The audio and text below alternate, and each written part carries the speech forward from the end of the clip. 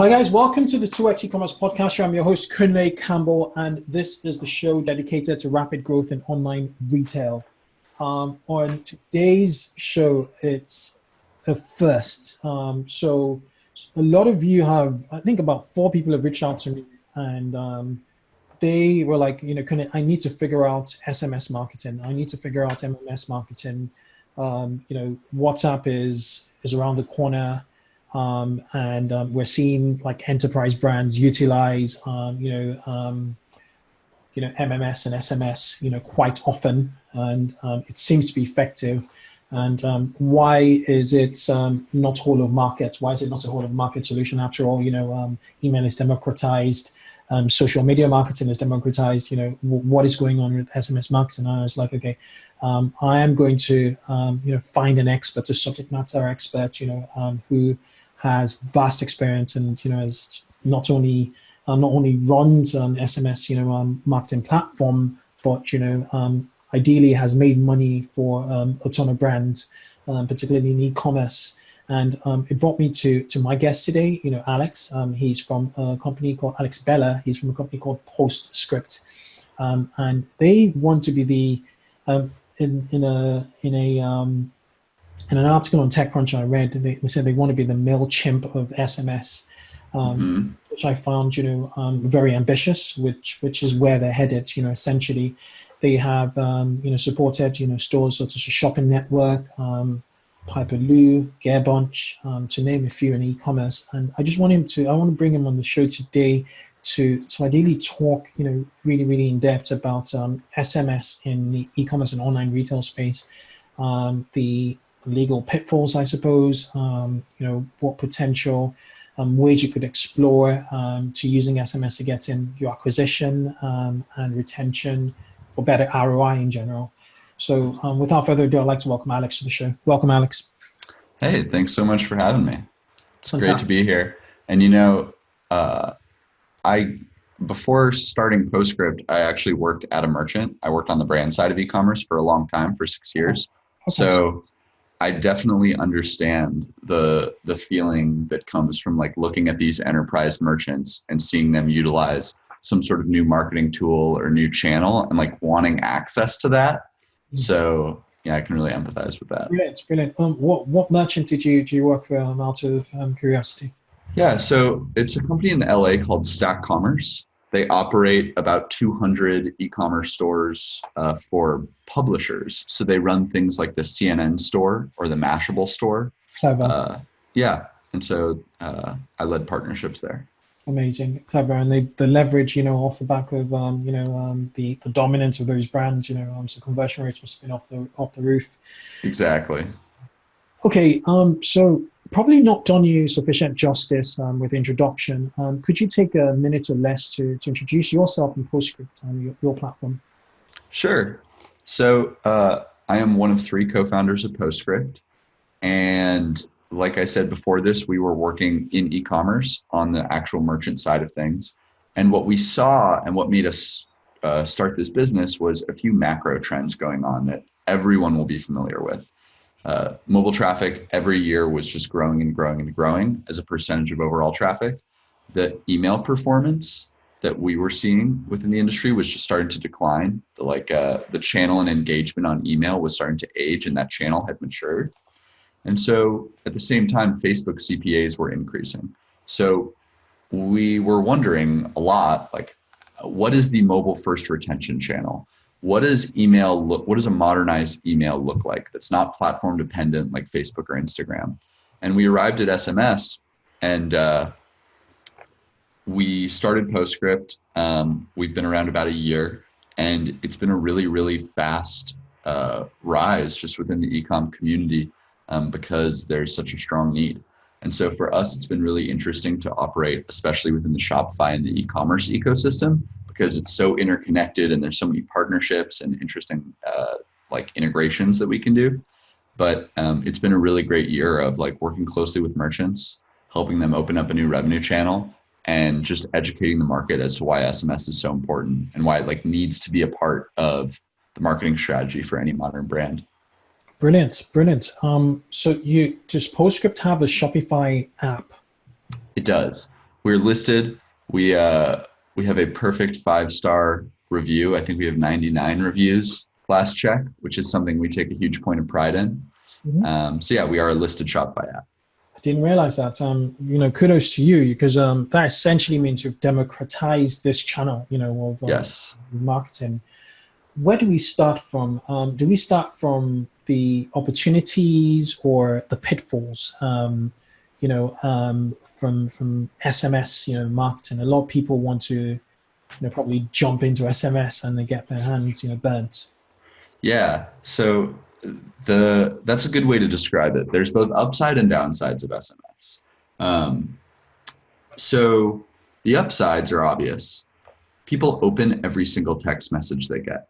Having any channel that you own with the customer that gets 98 or 100% open rates is incredibly potent. Like right away, it's like, oh, wow, I have a way to actually get my message to people. The downside is that, for good reason, nobody wants to be texted by a brand that they never heard of. Right? No one wants to be surprised when they get a text message because it's such a personal channel. Yeah. So because of this, it's very, very regulated. And there's a set of laws called the TCPA, specifically in the United States, but there are versions of this everywhere. And what the TCPA is, and its international versions too, it's the Telephone Consumer Protection Act.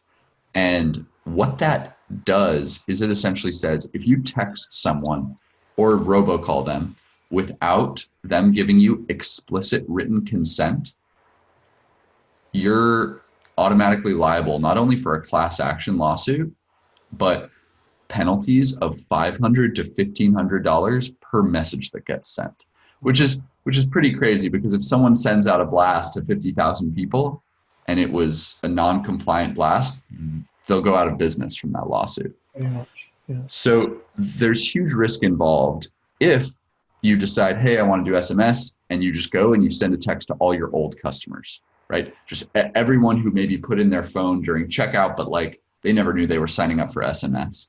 And that is the black hole. And that's where a lot of other SMS solutions don't follow the regulation on.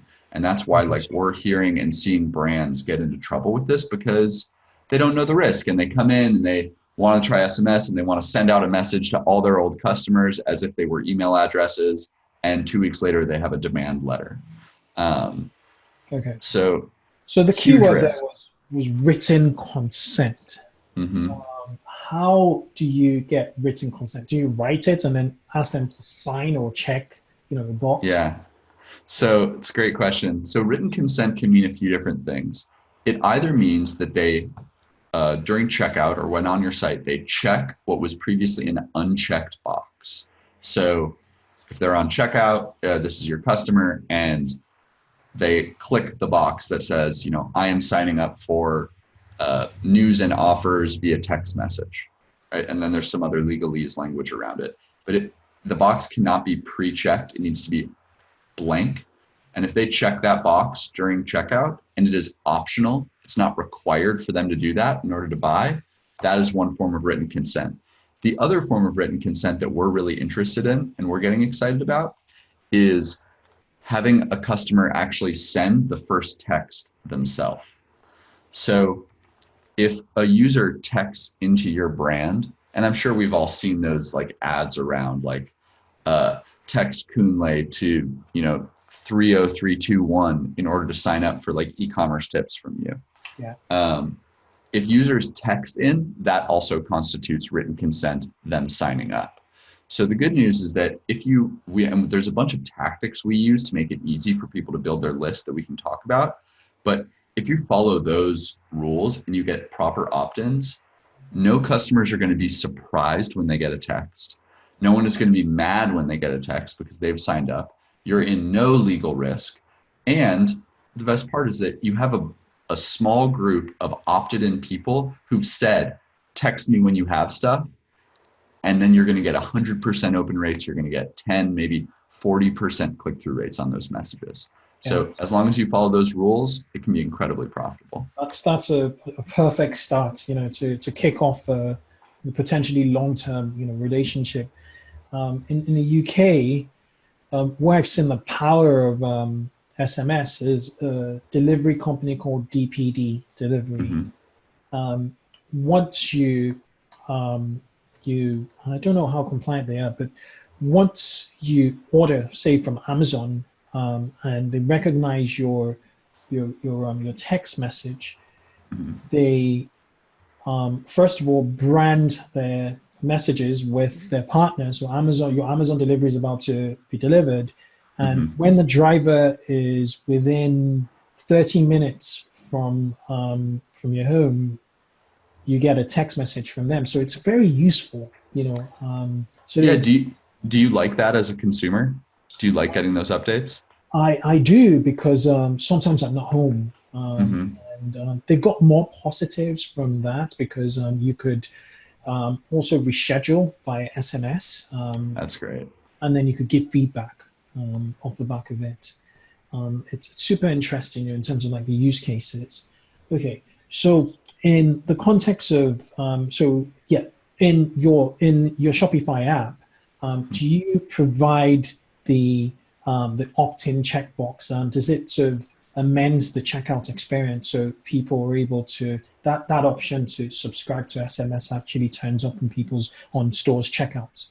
Yep. So that's exactly how it works. We can't automatically edit their checkout because Shopify restricts access to that page. But when someone signs up for Postscript, the second page before you can send a message or do anything, it's like, here's the instructions to update your checkout. And then here's all the other ways we recommend that you drive opt-ins in a compliant fashion. Okay. So that's right at the top. And that's been really good for us because we've taken the approach that we used to work in e-commerce. We don't want to put any of our brands or merchants at risk, and they don't know what they're getting themselves into when they start SMS. So we've been really, really proactive and forceful with that. We don't let any brands come in and upload a giant list of customers and send them a text. They have to actually speak to our team in order to do that. And so that's another way that we try to prevent them from getting themselves into trouble. Makes a ton of sense. Okay, let's talk about the other opt-in options. There are some podcasts I listen to that will have 50 email marketing tips, just hypothetically speaking. But in order to get them to send them over to you, you need to text the number blah blah blah blah blah blah, and then they're opted in. I think you text your email or something. Sure. So in the context of e-commerce and online retail, how best can you start to build out your mobile phone list? Yeah. Okay. There's a bunch of ways, and this is my biggest passion. So I'm geeking out a little bit. So a checkout, like we discussed, but that's going to be small. It's going to be, in terms of site traffic, it's only a few % of site traffic actually makes it to the last page of checkout, and only a percentage of that are going to check an unchecked box. So there's a bunch of other better ways to drive opt-ins. The first is what you're describing, text to opt-in. Some of our merchant partners just put banners around their site, right? Text Alex to whatever number in order to get first look at new products, or in order to join our VIP list, or in order to get first access when our holiday sale launches, right? Using incentives like that, as opposed to just saying opt into text from us, using a specific incentive, we've seen be the best way to drive a higher opt-in rate, like an offer of VIP access or a discount, something like that, maybe free shipping. So it can be banners. There's also this really, really cool technology that Postscript built out where, and everyone will have to use their imagination for this, but how it works is using Postscript, you can generate short links. And when these links are clicked on, and the person is on their phone, it will open up their text message app, and a pre-filled opt-in message is sitting there that they just have to hit send on. It's pre-populated. So these short links, we've seen people drop them into their email campaigns. We've seen people plaster them around their site, share them on social media. And whenever a user clicks, if they're on their phone, boom, they're the opt-in message is sitting there waiting for them. They just hit send and they're opted in. And if they're on a desktop computer, when they click those links, they're taken to a landing page on site to type their phone number in to enter. And Okay, so so that, yeah, go ahead. essentially, it's a short link that triggers whatever messaging app is on their phone. If they Correct. click on a phone. So we're saying like if you're like on an iPhone, it's like an iMessenger short link. Exactly.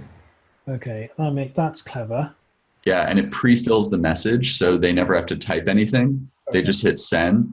And so using those through really like whatever channel someone gets a lot of traffic, that is a great way to drive opt-ins. Okay, so would it switch the application in focus from my web browser, where most of it would have been, or my email, to my messenger? So I don't see my email again. My iMessenger just comes up.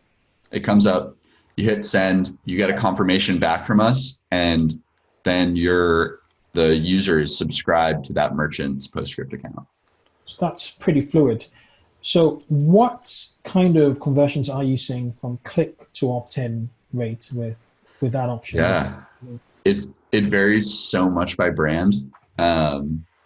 It's been interesting. I get asked that question a lot, and sometimes on click to conversion, because there's no typing, because it's there, we'll see like 70 or 80% conversion on that second step. But with some brands, it's more like 30. If really that whole window exists just based on like how engaged of an audience we see with that particular brand and how much of a cult following they have. Because for engagement, like that'll really dictate, because SMS is such a personal channel, brands that like have the owner's voice or a specific voice and really speak to the user base and connect with them, those are the ones that the audience wants SMS updates from, because people at most are going to sign up for text updates from like maybe 3 to 5 brands. Whereas I don't know about you, but with email, I'm probably on 200 different email lists. Yeah. So it is going to be a smaller, more personal group. Yeah. I actually opted out of Domino's. So we have Domino's Pizza here. And, sure. I think every 3 days, they were messaging me about offers, and I responded to their message with a stop. Yeah. Just like 2 weeks ago. And then I kept on getting the messages again, and I realized I had to actually text the number. So they said to stop. So it was not to respond stop as it will be with Facebook Messenger. It was like text this other number, not wow. So I finally figured that out. And that is so not user friendly. That's awful. They're just trying to keep you as if you'll buy a pizza after they've already made you mad from spamming your phone. I think frequency is an important, because is very, very important with these things. And which brings me to my next question. I actually have two, but which is where in the funnel is SMS marketing best suited for? Would you say to acquire new customers or to get existing customers for retention, essentially to purchase again? Sure. It's effective in both. It's effective in converting people from like mid funnel down through conversion to onward to retention. So on the conversion side of things, people who collect phone numbers via pop-ups, they will, just like with email, they tend to focus on pushing mobile traffic to SMS pop-ups, and desktop traffic, they'll stick with email. And if that person isn't a customer yet, they'll drop them into a specific welcome series aimed at converting them.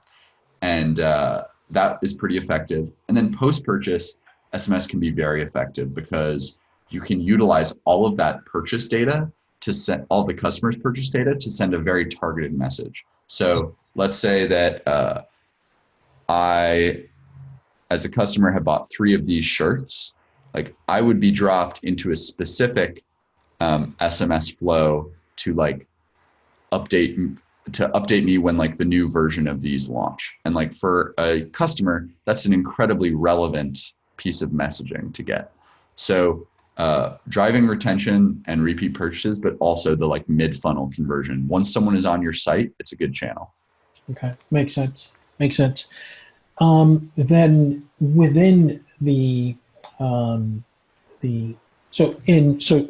messages, how often and how many words are optimal? It's text only, I suppose, or would you go multimedia with MMS? Yeah. So we were actually just doing some data on some data analysis on this this week. So different brands see different performance with their creative. Some brands see no difference between sending an SMS and an MMS in terms of ROI, or in terms of actual revenue per message sent. And MMS messages tend to be much more expensive. So if you're getting the same revenue per message on a much cheaper SMS, that's great.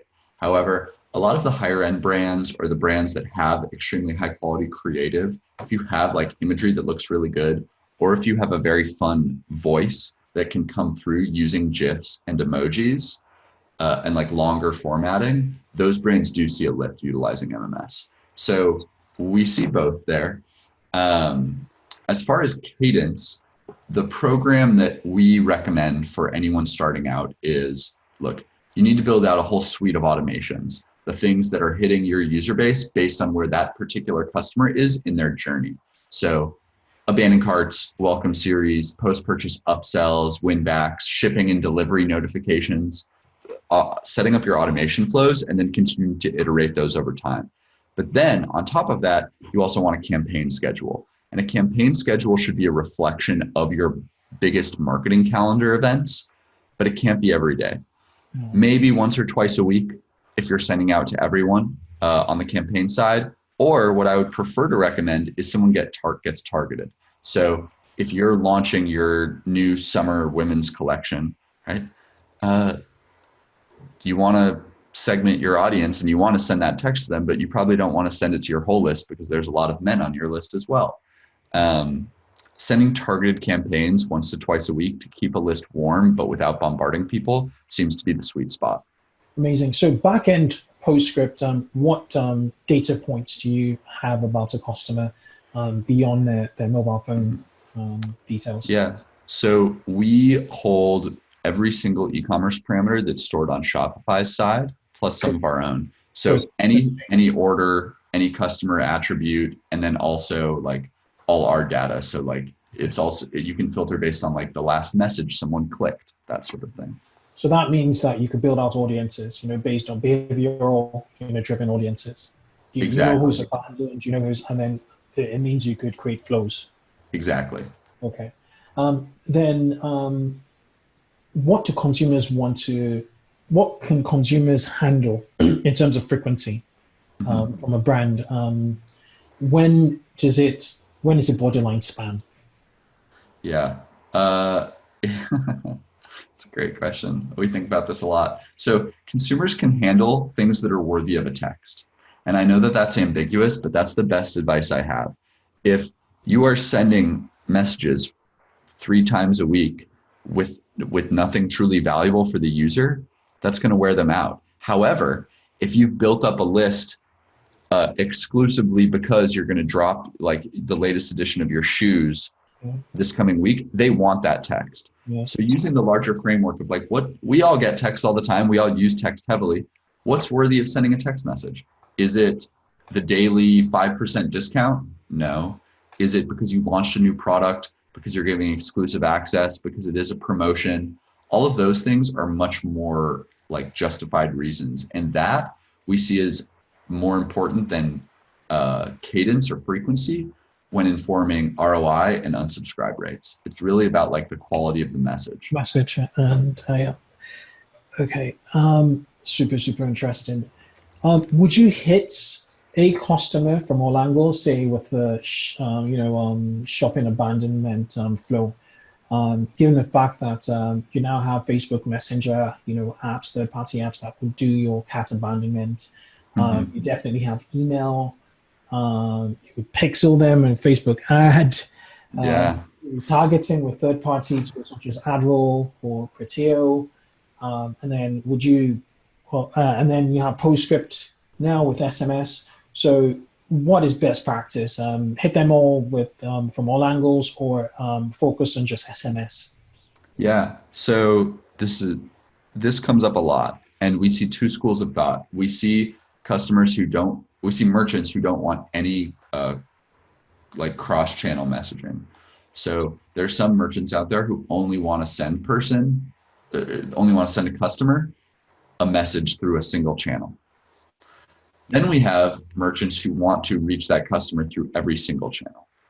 And what they tend to do is they're like, look, this is omni-channel marketing. Some people are engaged with their email inbox, and some people are engaged with their like Facebook Messenger, and some people check their text messages. I never check my Facebook Messenger, but I'm in my SMS all day.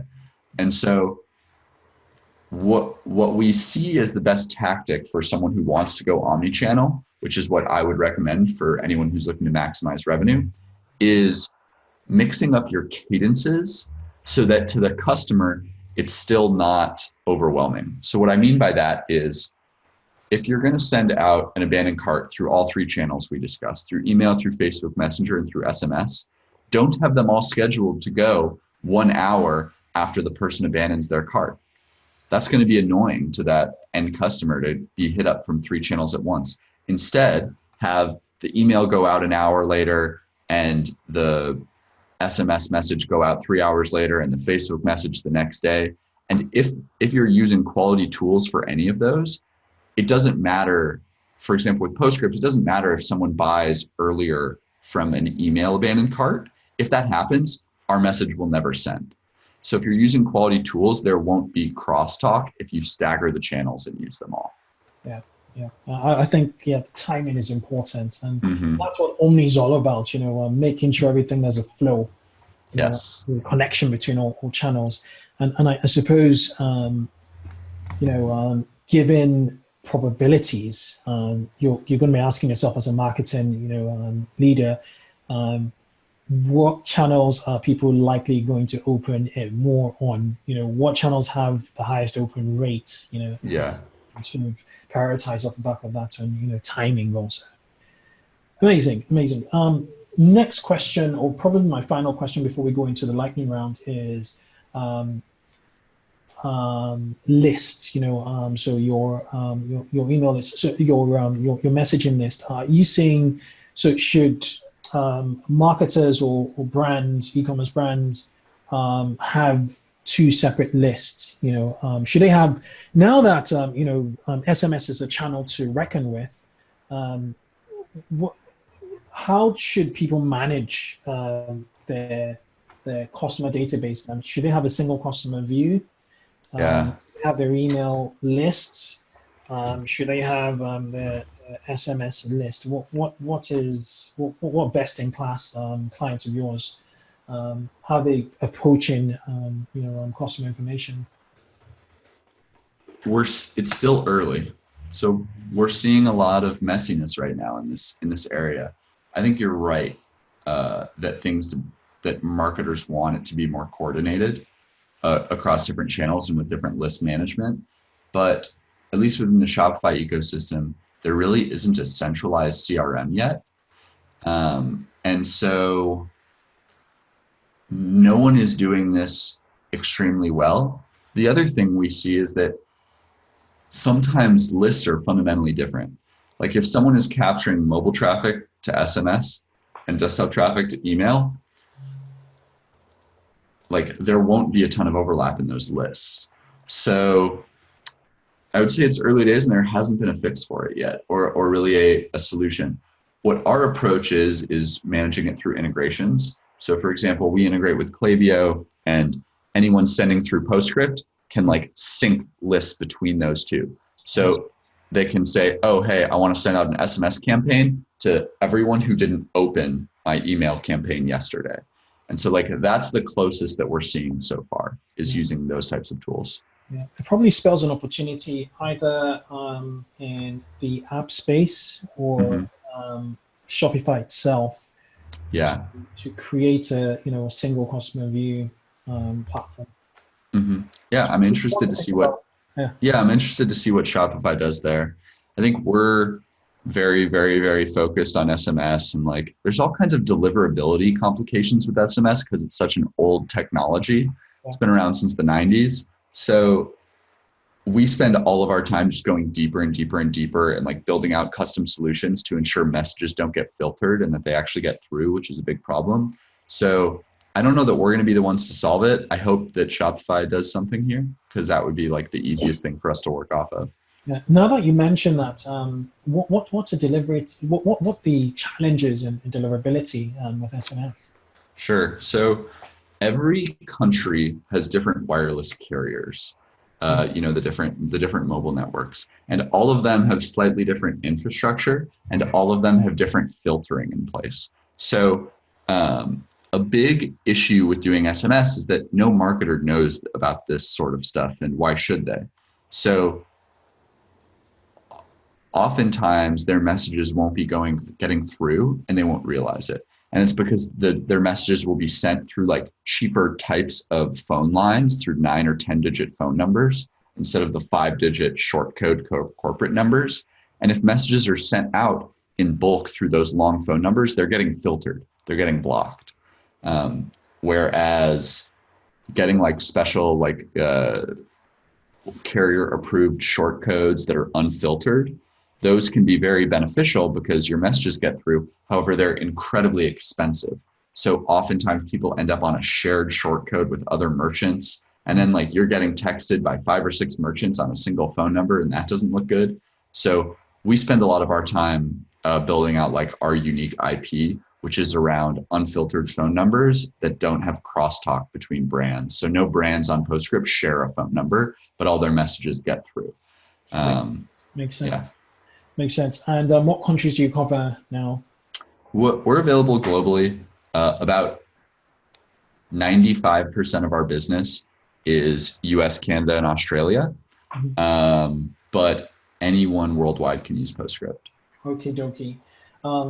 I said the last question, my final question. This is my final question before we go into the evergreen lightning round, which is at the back end of Postscript and the flows, you have menus, which are pretty much or recipes, pre-made flows that marketers can sort of use as templates and just edit to quickly launch their flows and campaigns. Yes, we are big on templates. We are big on giving the idea of what good creative looks like, and then having the brand edit it to just polish it in their voice. We're big on that. Awesome. Okay, thank you so much. Of course. It's been, I'll be proud to say I'm leaving this conversation more enlightened. So nice. Okay, so next round, just before I let you go, I'm going to ask you about 5 questions, and if you could use a single sentence to answer them, it'd be brilliant. It's for our lightning round. Let's do it. Lightning round. Right. How do you hire people? Ideally from our network. Awesome. Okay. What are your 3 indispensable tools used for managing Postscript? Telegram. It is our internal company chat. Interesting. The stickers are extremely fun. Asana is how I personally manage my life. So I run my my personal for the company, but also my personal life, like my quarterly, my monthly, and my weeks are all run out of Asana. Telegram, Asana, and Intercom. We love chatting live with our customers. Intercom is always on. Very message oriented. Feels yes. For the company. What's been your best mistake to date? I mean, a setback that's giving you the biggest feedback. Sure. So when we started, we connected the live chat on our site to anytime someone chatted in, we would get a call on our phones, my co-founders and me. And we did this because we didn't want to miss any customer conversations. And it actually ended up being kind of awful because we grew really quickly and we were getting calls in the middle of the night and people were just chatting us in all the time. So that was hard, but it ended up being incredibly beneficial because for our first maybe 4 to 5 months, we were just talking to customers all the time and getting so much fast feedback and learning. And that was a great thing. It was worth waking up in the middle of the night. That's actually a tip rather than yeah. Back, to be honest. Okay, what one piece of advice would you give retailers keen on growing their brand with SMS specifically? Yes, I would say get compliance right in the start, and don't be afraid of another channel that needs creative, because everyone we see doing SMS is really just taking the creative that they're making for email and Instagram and putting it through the text channel. So it's not like a huge lift that needs a bunch of other work. Okay, right. If you could choose a single book or resource that's made the highest impact on how you view building a business and growth, which would it be? Okay. A single resource. Well, I'll just share one that's top of mind right now. Claire Hughes Johnson, who is the COO of Stripe. Yeah. There's a great YouTube video where she talks about how to run a meeting well. And it turns out all of us have been running meetings horribly, like around the world, and that I've never been in a really well-run meeting before. And she really breaks it down, and there's so many good like tips and insights in there. So I've been thinking a lot about that, just for how to efficiently run a team and how to do meetings well. Perfect. I found it. Nice. Definitely do, and I'll share it in the script. Okay, for those who want to, follow Postscript, follow you on social media, how's the best way to connect? LinkedIn. Awesome. Okay, we connected via LinkedIn. Exactly. I think LinkedIn is very underrated and undervalued, and we see a ton of growth through it. I love talking about SMS on LinkedIn. Always open to connect. Awesome. All right, guys, just search for Alex Bella on LinkedIn. You'll find out all Postscript. Awesome. Been an absolute pleasure having you on the show, Alex. Thank you. Yeah, thank you. All right, cheers.